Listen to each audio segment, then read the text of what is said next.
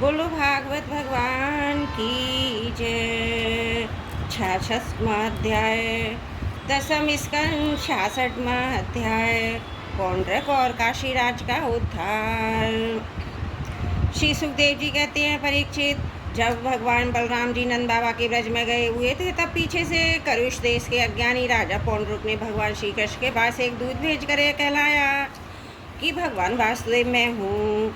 मूर्ख लोग उसे बहकावा करते थे और आप ही भगवान वासुदेव हैं। आप जगत की रक्षा के लिए पृथ्वी पर उत्तीर्ण हुए हैं। इसका ये फल हुआ कि मूर्ख अपने कोई भगवान मान बैठा। जैसे बच्चे आपस में खेलते समय किसी बालक को ही राजा मान लेते हैं, राजा की तरह उनके साथ व्यवहार करने लगता है, वैसे ही मंदमती अज्ञानी पौंड्रुक ने अचिंत्य गति भगवान श्री कृष्ण की लीला और ऐसा जानकर द्वारका में उनके पास दूध भेज दिया। पौंड्रुक का दूध द्वारका आया और राजसभा में बैठे हुए कमल नयन भगवान श्री कृष्ण को उसने अपने राजा का यह संदेश कह सुनाया, एकमात्र मैं ही वासुदेव हूँ, दूसरा कोई नहीं है। प्राणियों पर कृपा करने के लिए मैंने ये अवतार ग्रहण किया है।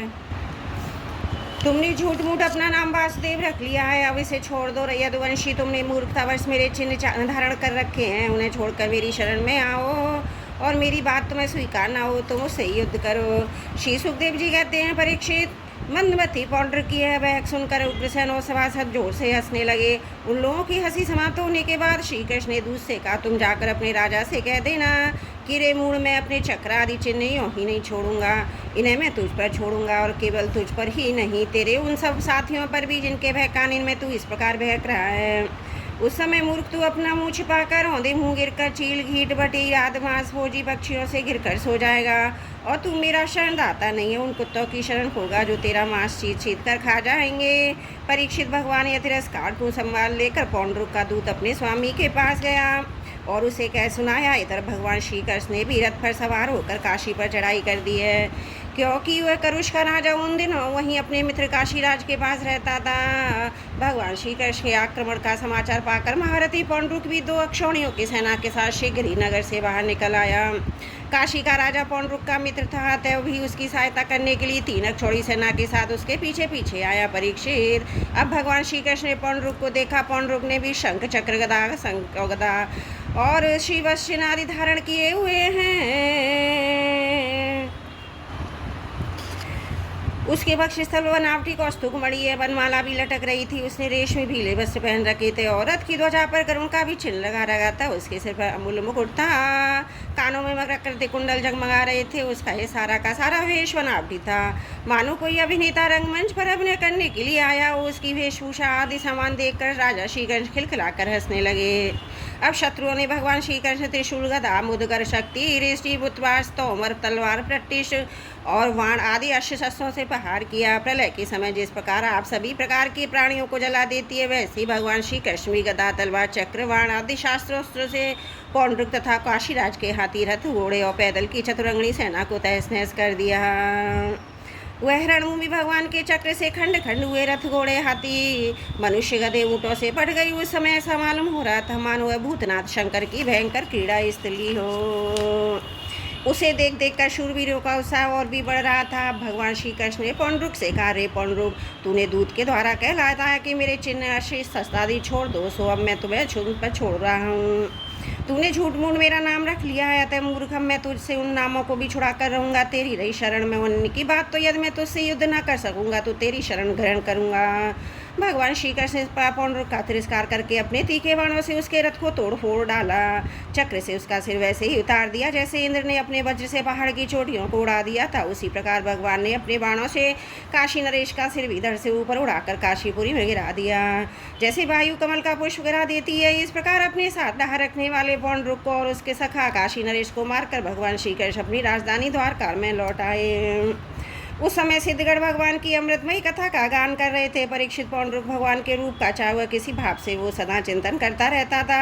इससे इसके सारे बंधन कट गए और भगवान का बनावटी वेश धारण किए रहता था। इससे बार बार उसी का स्मरण होने के कारण मनुष्य के रूप में भी भगवान ने सारूप को ही प्राप्त हुआ। इधर काशी में राजमहल के दरवाजे पर कुंडल मंडित कुंड किरार देखकर लोग इस तरह संदेह करने लगे, सोचने लगे यह क्या है, किसका सिर है।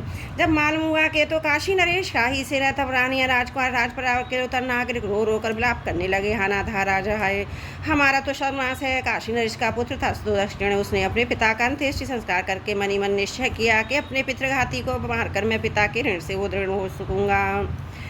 निदान वह अपने कुल पुरोहित और आचार्यों के साथ अत्यंत एकाग्रता से भगवान शंकर की आराधना करने लगा। काशी नगरी में उसकी आराधना से प्रसन्न होकर भगवान शंकर ने वर देने को कहा। सुदक्षिण ने यह अभिष्ट वर मांगा कि मुझे मेरे पितृघाती के वध का उपाय बतलाइए। भगवान शंकर ने कहा, तुम ब्राह्मण के साथ मिलकर यज्ञ के देवता ऋतुयोग भूत दक्षाग्नि की अभिचार विधि से आराधना करो। इससे वो अग्नि प्रमथ गणों के साथ प्रकट होकर यदि ब्राह्मणों के भक्त प्रयोग करोगे तो तुम्हारा संकल्प सिद्ध होगा। भगवान शंकर की ऐसी आज्ञा प्राप्त करके सुदक्षिण ने अनुष्ठान के उपयुक्त नियम ग्रहण किए और वह भगवान श्री कृष्ण के लिए अभिचार मारण का पुरस्चरण करने लगा। विचार पूर्ण होते ही अंगकुंड से अति भीषण अग्नि मूर्तिमान होकर प्रकट हुई। इसके केश दाढ़ी मुझ तपे हुए तांबे के समान लाल लाल थे, आंखों से अंगारे बरस रहे थे। उग्र दाढ़ों और टेढ़ी भ्रकुटी के कारण उसके मुख से कूर्ता टपक रही थी। वह अपनी जीभ से मुंह के दोनों कानों छाट रहा था। शरीर अंग ढंगता या हाथों में त्रिशूल लिए हुआ था, जिसे बार बार घुमाता जाता था।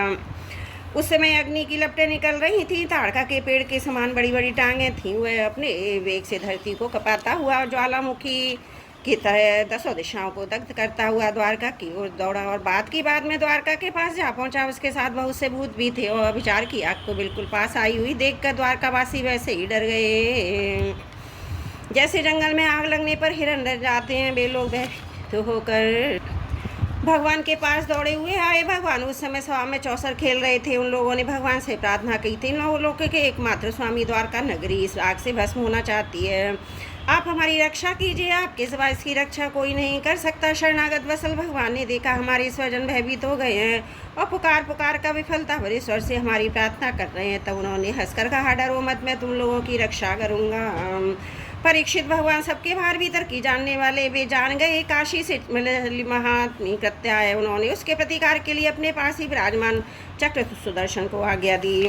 भगवान मुकुंद का प्यारा अष्टशत सुगंधम कोटि कोटि सूर्यों के समान तेजस्वी और प्रलयकालीन अग्नि के समान जाजल्यवान है। उसके तेज से आकाश दिशाएं अंतरिक्ष चमक उठे। अब उसने अभिचार अग्नि को कुचल डाला। भगवान श्री कृष्ण के अस्त्र सुदर्शन चक्र की शक्ति से कृत्यारूप आग का मुंह टूट फूट गया। उसका तेज नष्ट हो गया, शक्ति कुंठित हो गई और वहां से लौटकर काशी आ गई और उसने ऋत्वज आचार्यों के साथ सुदक्षिणा को जलाकर भस्म कर दिया।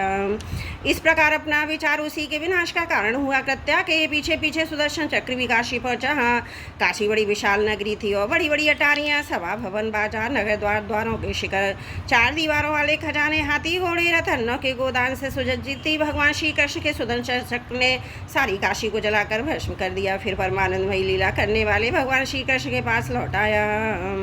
जो मनुष्य पूर्ण कीर्ति भगवान श्री कृष्ण के इस चरित्र को एकाग्रता के साथ सुनता है, सुनाता है, वह सारे पापों से छूट जाता है। बोलो भागवत भगवान की जय। दसम स्कंद 66वां अध्याय। सपा त्रुटियों के लिए क्षमा प्रार्थी हूँ। बोलो भागवत भगवान की जय। दसम स्कंद 67वां अध्याय। दुविध का उद्धार। राजा परीक्षित ने पूछा, भगवान बलराम जी सर्वशक्तिमान षष्ठी प्रलय की सीमा से परे अनंत है। उनका स्वरूप गुण लीला आदि मन बुद्धि और वाणी के विषय नहीं है। उनकी एक एक लीला लोक मर्यादा से विलक्षण है, अलौकिक है। उन्होंने और जो कुछ अद्भुत कर्म किए उन्हें मैं फिर सुनना चाहता हूँ।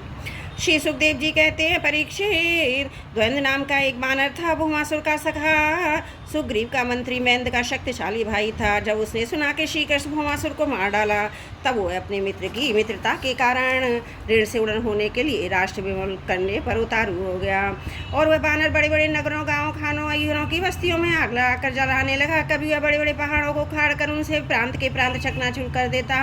विशेष करके ऐसा काम वह अनर्थ काठियावाड़ देश में ही करता था, क्योंकि उसके मित्र को मारने वाले भगवान श्री कृष्ण उसी देश में निवास करते थे। द्विंद बानर में 10,000 हाथियों का बल था। कभी कभी दुष्ट समुद्र में खड़ा हो जाता, हाथों से इतना जल उछालता कि समुद्र तक देश डूब जाते। वह दुष्ट बड़े बड़े ऋषि मुनियों के आश्रमों की सुंदर सुंदर लतावन बस्तियों को तोड़ मरोड़ कर चौपट कर देता। उनके यज्ञ संबंधी अग्नि कुंडों में मलमूत्र डालकर अग्नियों को दूषित कर देता, जैसे भृंगी नाम का कीड़ा दूसरे कीड़ों को ले जाकर अपने बिल में बंद कर देता है।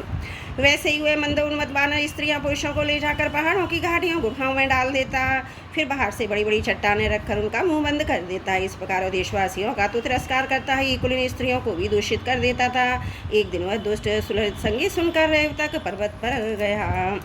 वहाँ उसने देखा यदुवंश शिरोमणि बलराम जी सुंदर सुंदर युवतियों के झुंड में विराजमान हैं। उनका एक एक अत्यंत सुंदर और दर्शनीय वक्षस्थल कमलों की माला से लटक रही हैं। वे मधुवान करके मधुर संगीत गा रहे हैं। उनके नेत्र आनंद उन्मत्त से बेहलो रहे हैं। उनका शरीर स्पर्श शोभामान हो रहा था, मानो कोई मदमत गजराज हो। वह दुष्ट वानर वृक्षों की शाखाओं पर चढ़ जाता और झकझोर देता। कभी स्त्रियों के सामने आकर किलकारी भी मारने लगता है। युवतियाँ स्त्रियाँ स्वाप से चंचल और हास प्रयास में रुचि रखने वाली होती हैं। बलराम जी की स्त्रियाँ उस वानर की ठिठाई देखकर हंसने लगी। वह वानर भगवान बलराम जी के सामने उन स्त्रियों की अवहेलना करने लगा। वह उन्हें कभी अपनी गदा दिखाता तो कभी भौं मटकाता तो कभी गरज कर कर मुंह बनाता भुड़कता। वीर शिरोमणि बलराम जी उसकी यह चेष्टा देखकर क्रोधित हो गए। उन्होंने उस पर पत्थर का एक टुकड़ा फेंका, परंतु द्विज ने उसे अपने को बचा लिया। झपट कर मधु कलश उठा लिया तथा बलराम जी की अवहेलना करने लगा। उस धूर्त ने मधु कलश को भी फोड़ दिया। स्त्रियों के वस्त्र भी फाड़ डाले। वह दुष्ट हंसकर बलराम जी को क्रोधित करने लगा। परीक्षित जब इस प्रकार मधुन्मत्त बलराम जी को नीचा दिखाने लगा, घोर तिरस्कार करने लगा, तब उन्होंने उसकी ठिठाई देकर और उसके द्वारा सताए हुए देशों की और दुर्दशा पर विचार करके शत्रु को मार डालने की इच्छा से क्रोधपूर्वक अपना हल मूसल उठाया। द्विविद भी बड़ा बलवान था। उसने अपने एक ही हाथ से शाल का पेड़ उखाड़ लिया। बड़े वेग से दौड़कर बलराम जी के सिर पर दे मारा। भगवान बलराम जी पर्वत की तरह अविचल खड़े रहे। उन्होंने अपने हाथ से उस वृक्ष को सिर पर गिरते गिरते पकड़ लिया और अपने सुरन नामक मूसल से उस पर प्रहार किया। मूसल लगने से द्विविद का मस्तक फट गया। उसे खून की धारा बहने लगी। उस समय उसकी ऐसी शोभा हुई मानो किसी पर्वत गेरू का सोता हुआ बह रहा हो। परंतु द्विज ने अपने सिर फटने की कोई परवाह नहीं की। उसने कुपित होकर एक दूसरा वृक्ष उखाड़ा, उसे झाड़ झूड़ करके पत्ते का कर दिया और फिर उससे बलराम जी पर बड़े जोर का प्रहार किया। बलराम जी ने उस वृक्ष के सैकड़ों टुकड़े कर दिए। इसके बाद द्विज ने बड़े क्रोध से दूसरा वृक्ष उठाया, परंतु भगवान बलराम जी उसे सटवा छिन्न कर दिया। इस प्रकार उनसे युद्ध करता रहा। एक वृक्ष टूट जाने पर दूसरा वृक्ष उखाड़ता, उससे प्रहार करने की चेष्टा करता। इस तरह सब ओर से वृक्ष उखाड़ उखाड़ कर लड़ते लड़ते उसने सारे वृक्ष को ही वृक्षहीन कर दिया। वृक्ष न रहे तब द्वैत का क्रोध और भी बढ़ गया और चिढ़कर बलराम जी के ऊपर बड़ी बड़ी चट्टानों की वर्षा करने लगा। परंतु बलराम जी ने अपने मूसल से उन सभी चट्टानों को खेल खेल में चकनाचूर कर दिया। अंत में कपिराज गोविंद अपनी ताड़ के समान लंबी बाहों से मूसा बांधकर बलराम जी की ओर झपटा। पास जाकर उसने उनकी छाती पर प्रहार किया। तब यह स्वर्ण शिशोड़ में बलराम जी ने हनुमान और हल मूसल अलग कर दिए और क्रुद्ध होकर दोनों हाथों से उनके जत्रु स्थान हस्ती पर प्रहार किया। इससे बानर खून उगलता हुआ धरती पर गिर पड़ा। परीक्षित आंधी आने पर जैसे जल में डोंगी डगमाते लगती है, वैसे ही उसके गिरने से बड़े बड़े वृक्ष और चोटियों के साथ सारा पर्वत हिल गया। आकाश में देवता लोग जय जय सिद्ध लोग नमो नमः और बड़े बड़े ऋषि मुनि साधु साधु के नारे लगाने लगे। बलराम जी पर फूलों की वर्षा करने लगे। परीक्षित द्विज ने जगत में बड़ा उपद्रव मचा रखा था, अतः भगवान बलराम जी ने उसे इस प्रकार मार डाला और फिर वे द्वारकापुरी लौट आए। उस समय सभी पूजन परिजन भगवान बलराम जी की प्रशंसा कर रहे थे। बोलो भागवत भगवान की जय। दशम स्कंद 67वां अध्याय समाप्त। त्रुटियों के लिए क्षमा प्रार्थी हूँ। बोलो भागवत भगवान की जय। दशम स्कंद 68वां अध्याय। कौरवों पर बलराम जी का कोप और सांब का विवाह। श्री सुखदेव जी कहते हैं, परीक्षित, जामवती नंदन साम अकेले ही बहुत बड़े वीरों पर विजय प्राप्त करने वाले थे। वे स्वयंवर में स्थित दुर्योधन की कन्या लक्ष्मणा को हर लाए। इस कौरवों को बड़ा गुस्सा आया। वे बोली, ये बालक बहुत ढीठ है, देखो तो सही, इसने हम लोगों को नीचा दिखाकर बलपूर्वक हमारी कन्या का अपहरण कर लिया है। वह तो यह चाहती भी न थी, अतः इस ढीठ को पकड़ कर बांध दो। यदि यदुवंश शिरोमणि रुष्ट भी होंगे तो वे हमारा क्या बिगाड़ लेंगे। वे लोग हमारी ही कृपा से हमारी दी हुई धन धान्य से परिपूर्ण पृथ्वी का उपभोग कर रहे हैं। यदि वे लोग अपने इस लड़के के बंदी होने का समाचार सुनकर यहाँ आएंगे तो हम लोग उसका सारा घमंड चूर चूर कर देंगे। उन लोगों के मिजाज वैसे ही ठंडे हो जाएंगे जैसे संयमी पुरुष के द्वारा प्राणायाम आदि उपायों में वश में की हुई इंद्रियाँ। ऐसा विचार करके कर्णशल भूरिशभा यज्ञकेतु दुर्योधनादि वीरों ने कुरुवंश के बड़े बूढ़ों की अनुमति ली और शाम को पकड़ लेने की तैयारी की। जब महारथी सामने देखा कि धृतराष्ट्र के पुत्र मेरा पीछा कर रहे हैं, तब एक सुंदर धनुष चढ़ाकर सिंह के समान अकेले रणभूमि में डट गए। उधर कर्ण को मुखिया बनाकर कौरव वीर धनुष चढ़ाते हुए शाम के पास आ पहुंचे। क्रोध में भरकर उनकी पकड़ लेने की इच्छा से खड़ा रहे इस प्रकार ललकारते हुए बाणों की वर्षा करने लगे। परीक्षित यदुनंदन सामचिंत ऐश्वर्यशाली भगवान श्री कृष्ण के पुत्र थे। कौरवों के प्रहार से उन पर चिढ़ गए और जैसे ही कुछ तुच्छों का पराक्रम देखकर चिढ़ जाता है, सामने अपने सुंदर धनुष का टंकार करके कर्ण आदि 6 वीरों पर, जो अलग अलग 6 रथों पर सवार थे, 6 बाणों से एक साथ अलग अलग प्रहार किया। उनमें से 4 बाणों उनके 4 घोड़ों पर, एक एक करके उनके सारथियों पर, एक उन महान धनुषधारी रथी वीरों पर छोड़ा। शाम के उस अद्भुत हस्तालाघव को देखकर विपक्षी वीर भी मुक्तकंठ से उनकी प्रशंसा करने लगे। इसके बाद उन 6 वीरों ने भी एक साथ मिलकर शाम को रथहीन कर दिया। 4 वीरों ने एक बाण से उनके 4 घोड़ों को मारा, एक ने सारथी को, एक ने शाम का धनुष काट डाला। इस प्रकार कौरवों ने युद्ध में बड़ी कठिनाई और कष्ट से शाम को रथहीन करके बांध लिया। इसके बाद उन्हें तथा अपनी कन्या लक्ष्मणा को लेकर जय मनाते हुए हस्तिनापुर लौट आए। परीक्षित नारद जी से यह समाचार सुनकर यदुवंशियों को बड़ा क्रोध आया। वे महाराज उग्रसेन की आज्ञा से कौरव पर चढ़ाई करने की तैयारी करने लगे। बलराम जी कलह प्रधानी कलयुग के सारे ताप पाप को मिटाने वाले हैं। उन्होंने कुरुवंशियों यदुवंशियों की लड़ाई झगड़े को न ठीक न समझा। यद्यपि यदुवंशी अपनी तैयारी पूरी कर चुके थे, फिर भी उन्होंने उन्हें शांत कर दिया। स्वयं सूर्य के समान तेजस्वी रथ पर सवार होकर हस्तिनापुर गए। उनके साथ कुछ ब्राह्मण और यदुवंश के बड़े बूढ़े भी हो गए। उनके बीच में बलराम जी की ऐसी शोभा हो रही थी मानो चंद्रमा ग्रहों से घिरे हुए हों। हस्तिनापुर पहुंचकर बलराम जी नगर के बाहर एक उपवन में ठहर गए और कौरव लोग क्या कहना चाहते इस बात का पता लगाने लगे। उन्होंने उद्धव जी को धृतराष्ट्र के पास भेजा। उद्धव जी ने कौरवों की सभा में जाकर धृतराष्ट्र, भीष्म पितामह, द्रोणाचार्य, भाई और दुर्योधन की विधि पूर्वक अभ्यर्थना वंदना की और निवेदन किया कि बलराम जी पधारे हैं। अपने परम हितैषी और प्रीतम बलराम जी का आगमन सुनकर कौरवों की प्रसन्नता की सीमा न रही। वे उद्धव जी का विधि पूर्वक सत्कार करके अपने हाथों से मांगलिक सामग्री लेकर बलराम जी की आगमनी करने लगे। फिर अपनी अपनी अवस्था और संबंध के अनुसार सब लोग बलराम जी से मिले। उनके सत्कार के लिए भी गो अर्पण का अर्घ्य प्रदान किया। उनमें जो लोग भगवान बलराम जी का प्रभाव जानते थे, उन्होंने सिर झुकाकर उन्हें प्रणाम किया। तदनंतर उन लोगों ने परस्पर एक दूसरे का कुशल मंगल पूछा और सुनकर के सब भाई बंधु सकुशल हैं। बलराम जी ने बड़ी धीरता और गंभीरता के साथ यह बात कही। सर्वसमर्थ राजाधिराज महाराज उग्रसेन ने तुम लोगों को एक आज्ञा दी है, उसे तुम लोग एकाग्रता सावधानी के साथ सुनो, अविलंब उसका पालन करो। उग्रसेन जी ने कहा, हम जानते हैं कि तुम लोगों ने कईयों ने मिलकर अधर्म से अकेले धर्मात्मा शाम को हरा दिया और बंदी कर लिया है। ये सब इसलिए कह लेते हैं कि संबंधियों में परस्पर फूट ना पड़े, एकता बनी रहे। अतः जब झगड़ा मत बढ़ाओ, शाम को उसकी नववधू के साथ हमारे पास भेज दो। परीक्षित बलराम जी की वाणी वीरता, शूरता और बल पौरुष के उत्कर्ष से परिपूर्ण और उनकी शक्ति के अनुरूप थी। यह बात सुनकर कुरुवंशी क्रोध से तिलमिला उठे हुए कहने लगे, अहो यह तो बड़े आश्चर्य की बात है। सचमुच काल को चाल की कोई टाल नहीं सकता। तभी तो आज पैरों की जूती उस पर चढ़ना चाहती है। जो शेष मुख से सुशोभित है, यदुवंशियों को किसी प्रकार हम लोगों से विवाह संबंध कर लिया। ये हमारे साथ सोने बैठने और एक पंक्ति में खाने लगे। हम लोगों ने इन्हें राज सिंहासन देकर राजा बनाया, अपने पर बराबर बना लिया। ये यदुवंशी चवर पंखा, शंख, श्वेत छत्र, मुकुट, राज सिंहासन, राजोचित शैया का उपयोग करने लगे हैं। हमने जान पूछकर इस विषय में उपेक्षा कर रखी है। बस वह सब हो चुका। यदुवंशियों के पास अब राज्य रहने की आवश्यकता नहीं है, उन्हें उसे छीन लेना चाहिए। जैसे सांप को दूध पिलाने वाले के लिए ही घातक है, वैसे ही हमारे लिए राज्य को लेकर यदुवंशी हमसे विपरीत हो रहे हैं। देखो तो भला हमारी कृपा प्रसाद से इनकी बढ़ती हुई, अब ये निर्लज होकर हम ही पर हुक्म चलाने लगे हैं। शोक है, जैसे सिंह का ग्रास कभी भेड़ नहीं सकता, वैसे यदि भीष्म, द्रोण, अर्जुन आदि कौरव भी जान पूछ कर ना छोड़ दें ना दे दें, स्वयं देवराज इंद्र भी किसी वस्तु का उपभोग कैसे कर सकते हैं। श्री सुखदेव जी कहते हैं, परीक्षित, कुरुवंशी अपनी कुलीनता, बांधवों, परिवार वालों, भीष्मादि के बल और धन संपत्ति घमंड में चूर हो रहे थे। उन्होंने साधारण शिष्टाचार की भी परवाह नहीं की। वे भगवान बलराम जी को इस प्रकार दुर्वचन कहकर हस्तिनापुर लौट गए। बलराम जी ने कौरवों की दुष्टता शिष्टता देखी और उनके दुर्वचन भी सुने। अब उनका चेहरा क्रोध से तमतमा उठा। उस समय उनकी ओर देख नहीं जाता था। वे बार बार जोर जोर से हंसकर कहने लगे, सच है, जिन दुष्टों को अपनी कुलीनता, बल, पौरुष और धन उनका घमंड हो जाता है।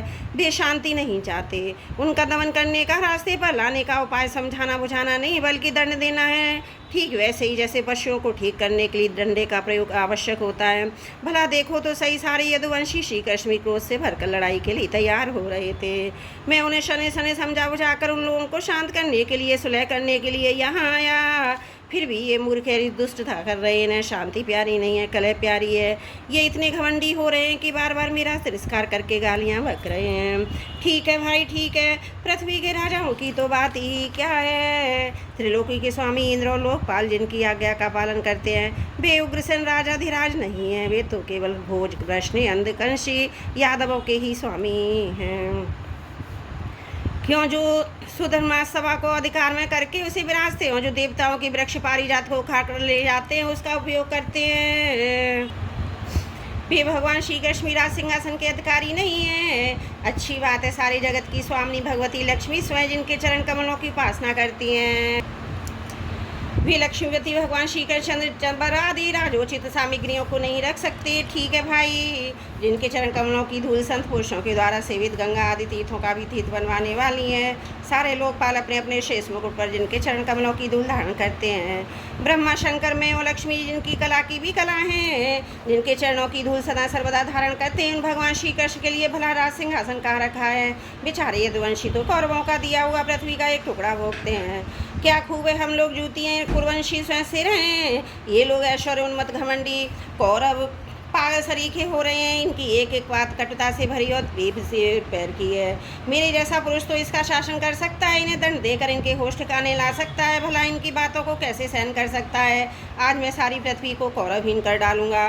इस प्रकार कहते कहते बलराम जी क्रोध से ऐसे भर गए मानो त्रिलोकी को भस्म कर देंगे।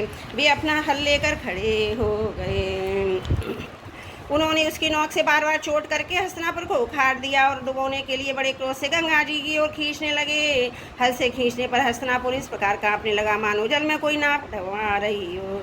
जब कौरवों ने देखा कि हमारा नगर तो गंगा जी में गिर गया है, तब भी घबरा गए। फिर उन लोगों ने लक्ष्मणा के साथ सांब को आगे किया और अपने प्राणों की रक्षा के लिए कुटुंब के हाथ साथ जोड़कर सर्वशक्तिमान उन्हीं भगवान बलराम जी की शरण में गए और कहने लगे, लोग अभिराम बलराम जी, आप सारे जगत के आधार शेष जी हैं। हम आपका प्रभाव नहीं जानते प्रभु। हम लोग मूढ़ हो रहे हैं, हमारी बुद्धि बिगड़ गई है, इसलिए आप हम लोगों का अपराध क्षमा कर दीजिए। आप जगत की स्थिति, उत्पत्ति, प्रलय के एकमात्र कारण है, स्वयं निराधार स्थित है। सर्वशक्तिमान प्रभु, बड़े बड़े ऋषि मुनि कहते हैं कि आप खिलाड़ी हैं और ये सब के सब लोग आपके खिलौने हैं। अनंत आपके सहस्त्र सहस्त्र सिर हैं और आप खेल खेल में ही भूमंडल को अपने सिर पर रखे रहते हैं। जब प्रलय का समय आता है तब आप सारे जगत को अपने भीतर लीन कर लेते हैं और केवल आप ही बचे रहकर अद्वितीय रूप से शयन करते हैं। भगवान, आप जगत की स्थिति पालन के लिए विशुद्ध सत्वमय शरीर ग्रहण करते हैं। आपका यह क्रोध, द्वेष और मत्सर के कारण नहीं है, यह तो समस्त प्राणियों की शिक्षा देने के लिए है। ये समस्त शक्तियाँ धारण करने वाले सर्व प्राणी सर्व अविनाशी भगवान, आपको हम नमस्कार करते हैं। समस्त विश्व के रचयिता देव, हम आपको बार बार नमस्कार करते हैं। हम आपकी शरण में हैं, आप कृपा करके हमारी रक्षा कीजिए। श्री सुखदेव जी कहते हैं, परीक्षित, कौरवों का नगर डगमगा रहा था और वे अत्यंत घबराहट में पड़े हुए थे। जब सबके सब कुरुवंशी इस प्रकार भगवान बलराम जी की शरण में आए और उनकी स्तुति वंदना करने लगे, तब वे प्रसन्न होकर और डरो मत ऐसा कहकर उन्हें अभय दान दिया।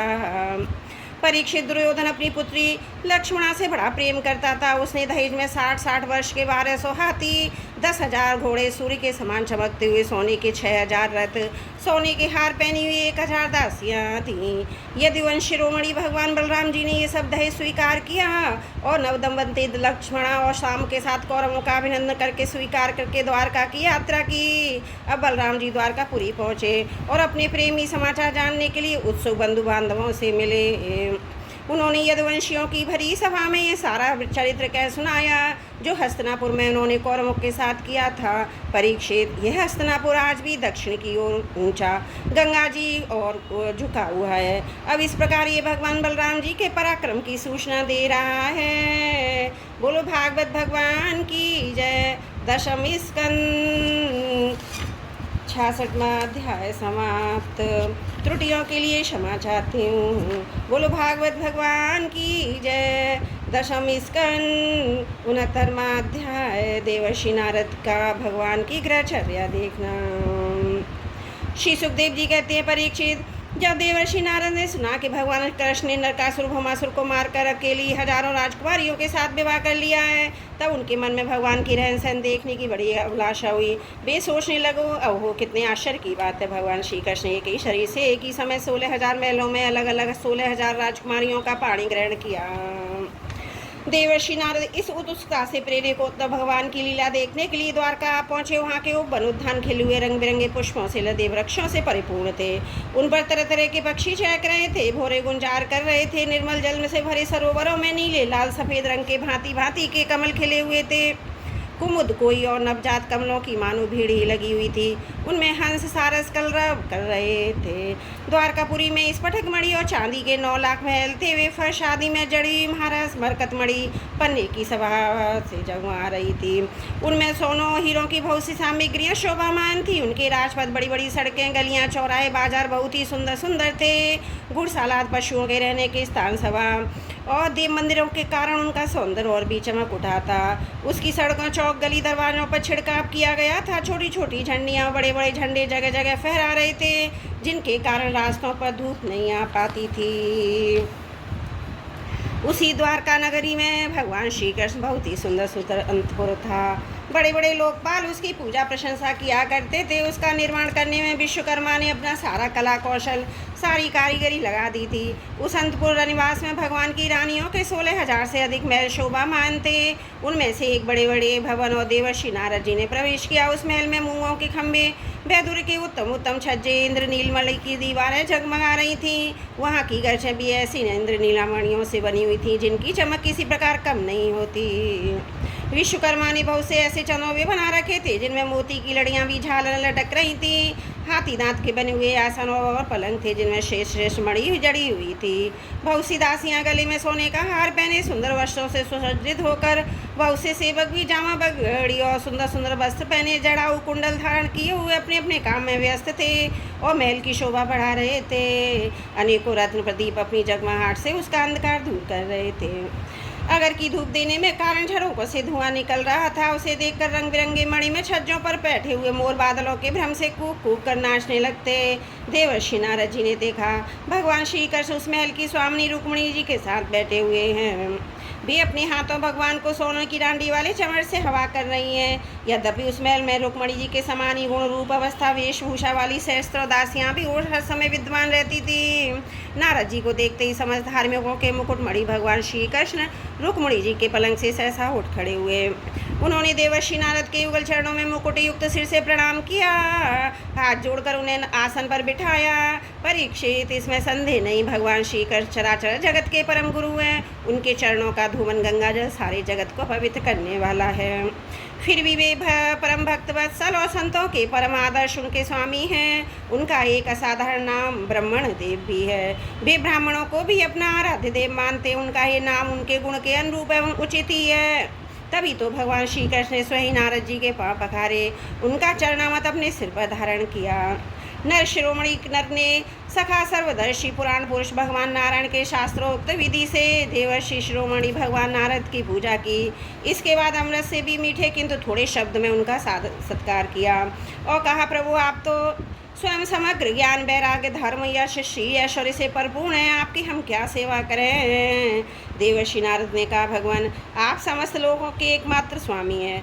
आपके लिए कोई नई बात नहीं है। आप अपने भक्तजनों से प्रेम करते हैं, दुष्टों को दंड देते हैं। परम यशस्वी प्रभु, आपने जगत की स्थिति और रक्षा के द्वारा समस्त जीवों का कल्याण करने के लिए स्वेच्छा से अवतार ग्रहण किया। भगवान ये बात हम भली भांति जानते हैं। ये बड़े सौभाग्य की बात है कि आज मुझे आपके चरण कमलों के दर्शन हुए हैं। आपके चरण कमल संपूर्ण जनता को परम साम्य मोक्ष सर्व देने वाले हैं, जिनकी ज्ञान की कोई सीमा नहीं है। वे ब्रह्मा शंकर आदि सर्वदा सदा अपने हृदय में उनका चिंतन करते रहते हैं। वास्तव में वे श्री चरण ही संसार रूप कुएं में गिरे हुए लोगों को बाहर निकालने के लिए अवलंबन हैं। आप ऐसी कृपा कीजिए, आपके इन चरण कमलों की स्मृति सर्वदा बनी रहे और मैं चाहे जहाँ जैसे भी रहूँ उनके ध्यान में तन में रहूँ। परीक्षित, इसके बाद देवर्षि नारद जी योगेश्वरों के भी ईश्वर भगवान श्री कृष्ण की योग माया का रहस्य जानने के लिए उनकी दूसरी पत्नी के महल में गए। वहाँ उन्होंने देखा भगवान श्री कृष्ण अपनी प्राण प्रिया उद्धव जी के साथ चौसर खेल रहे हैं। वहाँ भी भगवान ने खड़े होकर उनका स्वागत किया, आसन पर बिठाया, विविध सामग्रियों द्वारा बड़ी भक्ति से उनकी अर्चा पूजा की। इसके बाद भगवान ने नारद जी से अनजान की तरह पूछा, आप कहाँ कब पधारे? आप तो परिपूर्ण आत्माराम आत्मकाम हैं, हम लोग हैं अपूर्ण। ऐसी अवस्था में भला हम आपकी क्या सेवा कर सकते हैं? फिर भी ब्रह्मस्वरूप नारद जी, आप कुछ न कुछ आज्ञा अवश्य कीजिए, हमें सेवा का अवसर देकर हमारा जन्म सफल कीजिए। नारद जी ये सब सुनकर चकित और विस्मित हो रहे थे। वे वहाँ से उठकर चुपचाप दूसरे महल में गए। उस सब महल में भी देवर्षि नारद ने देखा भगवान श्री कृष्ण अपने नन्हे नन्हे बच्चों को धुला रहे हैं। वहाँ से फिर दूसरे महल में गए तो क्या देखते हैं, भगवान श्री कृष्ण स्नान की तैयारी कर रहे हैं। इसी प्रकार देवर्षि नारद ने विभिन्न महलों में भगवान को भिन्न भिन्न कार्य करते देखा। कहीं वे यज्ञ कुंडों में हवन कर रहे हैं, कहीं पंच महायज्ञों से देवता आदि की आराधना कर रहे हैं, कहीं ब्राह्मणों को भोजन करा रहे हैं, तो कहीं यज्ञ का अवशेष स्वयं ग्रहण कर रहे हैं, कहीं संध्या कर रहे हैं, तो कहीं मौन होकर गायत्री का जाप कर रहे हैं, कहीं हाथों में ढाल तलवार लेकर सबको चलाने के पैतरे बदल रहे हैं, कहीं घोड़े हाथी अथवा रथ पर सवार होकर श्री कृष्ण विचरण कर रहे हैं, कहीं पलंग पर सो रहे हैं, तो कहीं बंदीजन उनकी स्तुति कर रहे हैं, किसी महल में उद्धव आदि मंत्रियों के साथ किसी गंभीर विषय पर परामर्श कर रहे हैं, तो कहीं उत्तम वरांगनाओं से घिरकर जल क्रीड़ा कर रहे हैं, कहीं शेष ब्राह्मणों को वस्त्राभूषण से सुसज्जित गौओं का दान कर रहे हैं, तो कहीं मंगलमय इतिहास पुराणों का श्रवण कर रहे हैं, कहीं किसी पत्नी के महल में अपनी प्राण प्रिया के साथ हास्य विनोद की बातें करके हंस रहे हैं, तो कहीं धर्म का सेवन कर रहे हैं, कहीं अर्थ का सेवन कर रहे हैं, धन संग्रह धन वृद्धि के कार्य में लगे हुए हैं, तो कहीं धर्मानुकूल गृहस्थोचित विषयों का उपभोग कर रहे हैं, कहीं एकांत में बैठकर प्रकृति से अतीत पुराण का पुरुष का ध्यान कर रहे हैं, तो कहीं गुरुजनों को इच्छित भोग सामग्री समर्पित करके उनकी सेवा शुश्रूषा कर रहे हैं। देवर्षि नारद ने देखा भगवान श्री कृष्ण किसी के साथ युद्ध की बात कर रहे हैं, तो किसी के साथ संधि की, कहीं भगवान बलराम जी के साथ बैठकर सत्पुरुषों के कल्याण के बारे में विचार कर रहे हैं, कहीं उचित समय पर पुत्र और कन्याओं का उनके सदस्य पत्नी और बरों के साथ बड़ी धूमधाम से विधिवत विवाह कर रहे हैं, कहीं घर से कन्याओं को विदा कर रहे हैं, तो कहीं बुलाने की तैयारी में लगे हैं। योगेश्वरी भगवान श्री कृष्ण के उस विराट उत्सव को देखकर सभी लोग विस्मित चकित हो जाते हैं। कहीं बड़े बड़े यज्ञों के द्वारा समस्त देवताओं का यजन पूजन, कहीं कुएं बगीचे मठ आदि बनवाकर इष्टाव्रत धर्म का आचरण कर रहे हैं, कई शेष यादवों से घिरे हुए सिंधु देशु घोड़े पर चढ़कर मृग्या कर रहे हैं, उसमें यज्ञ के लिए मेदवशुओं का विवध कर रहे हैं, और कहीं प्रजा में और अंतपुर के महलों में भेष बदलकर छिपे रूप से सबका अभिप्राय जानने के लिए विचरण कर रहे हैं। क्यों ना हो भगवान योगेश्वर जो हैं परीक्षित। इस प्रकार मनुष्य की सी लीला करते हुए ऋषिकेश भगवान श्री कृष्ण की योग माया वैभव देखकर देवर्षि नारद जी ने मुस्कुराते हुए उनसे कहा, योगेश्वर आत्मदेव, आपकी योग माया ब्रह्मा जी आदि बड़े बड़े मायावियों के लिए भी अगम्य है, परंतु हम आपकी योग माया को रहस्य जानते हैं, क्योंकि आपके चरण कमलों की सेवा करने से स्वयं ही हमारे सामने प्रकट हो गई है। देवताओं के भी आराध्य देव भगवान 14 भुवन आपके स्वस्थ से परिपूर्ण हो रहे हैं। अब मुझे आज्ञा दीजिए कि मैं आपकी त्रिभुवन पावनी लीला का गान करता हुआ उन लोगों में विचरण करूं। भगवान श्री कृष्ण ने कहा, देवर्षि नारद जी, मैं ही धर्म का उपदेशक पालक करने वाला, उनका अनुष्ठान करने वालों का अनुमोदन करता भी हूँ, इसलिए संसार को धर्म की शिक्षा देने के उद्देश्य से ही इस प्रकार धर्म का आचरण करता हूँ। मेरे प्यारे पुत्र, तुम मेरी ये योग माया देखकर मोहित मत होना। श्री वसुदेव जी कहते हैं, इस प्रकार भगवान श्री कृष्ण ग्रस्तों को पवित्र करने वाले शेष धर्मों का आचरण कर रहे थे। यद्यपि वे एक ही हैं, फिर भी देवर्षि नारद जी ने उनको उनकी प्रत्येक पत्नी के महल में अलग अलग देखा। भगवान श्री कृष्ण की शक्ति अनंत है, उनकी योग माया का परम ऐश्वर्य बार बार देखकर धर्म ऋषि और विस्मय कौतूहल की सीमा नहीं रहती। द्वारका में भगवान श्री कृष्ण ग्रस्त की भांति ऐसा आचरण करते थे मानो धर्म अर्थ और काम रूप पुरुषार्थों में उनकी बड़ी श्रद्धा हो। उन्होंने देवर्षि नारद का बहुत सम्मान किया। वे अत्यंत प्रसन्न होकर भगवान का स्मरण करते हुए वहाँ से चले गए। राजन भगवान नारायण सारे जगत के कल्याण के लिए अपनी अचिंत्य महाशक्ति योग माया को स्वीकार करते हैं और इस प्रकार मनुष्यों का सी लीला करते हैं। द्वारकापुरी में 16,000 से भी अधिक पत्नियाँ अपनी सलज्ज एवं प्रेम भरी चितवन तथा मंद मंद मुस्कान से उनकी सेवा करती थी और भी उनके साथ विहार करते थे। भगवान श्री कृष्ण ने जो लीलाएं की हैं उनमें दूसरा कोई नहीं कर सकता। परीक्षित, वे विश्व की उत्पत्ति स्थिति प्रलय के परम कारण हैं। जो उनकी लीलाओं का गान श्रवण करने वालों का अनुमोदन करता है, उसे मोक्ष के मार्ग स्वरूप भगवान श्री कृष्ण के चरणों में परम प्रेममयी भक्ति प्राप्त हो जाती है। बोलो भागवत भगवान की जय। 10वें स्कंद 69वां अध्याय समाप्त। त्रुटियों के लिए क्षमा चाहती हूँ।